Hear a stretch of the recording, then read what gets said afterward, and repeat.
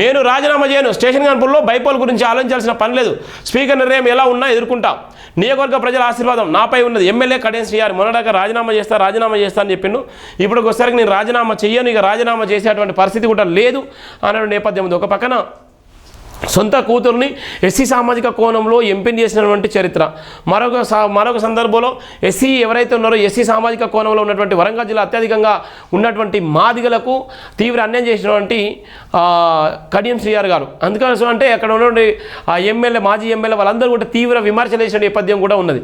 ఇప్పుడు ఎన్నికలు జరిగినా కూడా ఒకవేళ మేము ఓడిస్తాము, ఇప్పుడు ఎన్నికలకు పోటీ చేసేటువంటి అర్హత నీకుంటే రాజీనామా చేసి ఉప ఎన్నికకు రా అని చెప్పినప్పుడు కూడా ఇప్పటికే మనం చూస్తున్నాం. నేను రాజీనామా చేయను, స్పీకర్ నిర్ణయాన్ని కట్టుబడి ఉంటాను, స్పీకర్ నిర్ణయం ఏది ఇచ్చినా కూడా ఎలాంటి పరిస్థితి ఉన్నా కూడా నేను నిలబడతానని చెప్తున్నటువంటి మన స్టేషన్ గన్పూర్ ఎమ్మెల్యే గారు కడియం గారి మాటల్లో చూసినాం మనం.